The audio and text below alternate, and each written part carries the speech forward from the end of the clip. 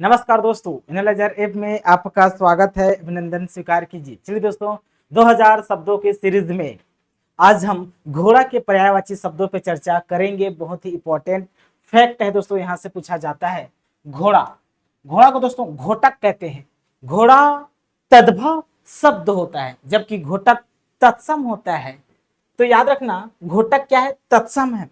तत्सम और तद्भव एक दूसरे के पर्यायवाची शब्द होते हैं, इसलिए तत्सम को पर्यायवाची शब्द रूप में ले लिया जाता है। ठीक, तो घोड़ा का तत्सम घोटक होता है, तो घोटक घोड़ा का पर्यायवाची शब्द हो जाएगा। ठीक, अश्व आप सभी जानते हैं जी। अश्व बल, घोड़ा बांधने के स्थान को अश्व बल कहा जाता है। मतलब अश्व मतलब घोड़ा।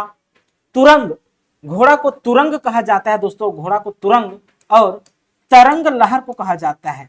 तरंग किसे कहते हैं? तो तरंग दोस्तों लहर को कहते हैं। तो तरंग लहर, और तरंग को मैं तुरंग बना दूंगा तुरंग, तो वह घोड़ा बन जाएगा। तुरंग मतलब घोड़ा, तरंग मतलब लहर। ठीक, वातायन, वातायन तो वातायन घोड़ा को भी कहते हैं और खिड़की को भी कहते हैं जी। खिड़की, वातायन मतलब हवा आने का स्थान, मतलब खिड़की। तो वातायन जहां से हवा अंदर आती है तो वो वातायन। तो खिड़की भी होता है और वातायन घोड़ा को भी कहते हैं, याद रखना है। ठीक, आसुक घोड़ा को कहते हैं। बचपन से जान रहे हैं हम, आसुक पढ़ा चुका हूं पिछली क्लास में। आसुक मतलब घोड़ा। विमानक, चूंकि घोड़े को पहले विमान के रूप में और आज भी कई जगह विमान के रूप में प्रयोग किया जाता है, इसलिए घोड़ा को विमानक भी कहा जाता है। तो विमानक घोड़ा के पर्यायवाची शब्द है जी। विमानक, आसुक। संधेय कहा जाता है। सैंधव का मतलब होता है आपके एक सभ्यता से भी होता है, सभ्यता। सैंधव नमक को भी कहा जाता है जी, नमक को। और संधव मतलब घोड़ा भी होता है, याद रखना है। ठीक, बाजी, बाजी में छोटी ई की मात्रा है तो घोड़ा है, यही बाजी बड़ी ई की मात्रा हो जाएगा बाजी। तो इस बाजी का मतलब हो जाता है क्या? चाल हो जाता है, चाल। तो बाजी मतलब चाल, बाजी मतलब घोड़ा। उच्चय श्रवा, उच्चय श्रवा तो दोस्तों समुद्र मंथन के दौरान हम लोग क्या क्या चीज निकाल चुके हैं। तो समुद्र मंथन से चंद्रमा का जन्म हुआ था, कहा जाता है कथित तौर पर जी। मैं साइंटिफिक बात नहीं कर रहा हूं यहाँ पर, कहीं सुनाई बात है, रियलिटी नहीं है।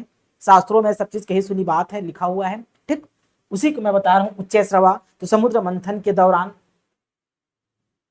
ऐरावत हाथी निकला था, चंद्रमा और लक्ष्मी का जन्म हुआ था, विष का जन्म हुआ था। उसी प्रकार दोस्तों उसमें से जो घोड़ा निकले थे, उस घोड़े के नाम था उच्चय श्रवा। उच्चय श्रवा, इसलिए घोड़ा का पर्यायवाची शब्द उच्चय श्रवा हो जाएगा, उच्चय श्रवा। ठीक, उसके बाद दोस्तों घोड़ा को गंधर्व कहा जाता है, गंधर्व। ठीक, फिर है कहा जाता है मतलब घोड़ा, और ही मतलब हृदय। ही मतलब क्या होता है जी? तो ही मतलब आपको लेना है हृदय से। ही मतलब होता है हृदय, और है मतलब होता है घोड़ा।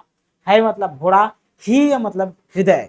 आशा करता हूँ अच्छे से समझ में आ गया होगा। मिलते हैं एक नए क्लास में दोस्तों, नए कंसेप्ट के साथ। अभी के लिए बहुत बहुत धन्यवाद। Thank you.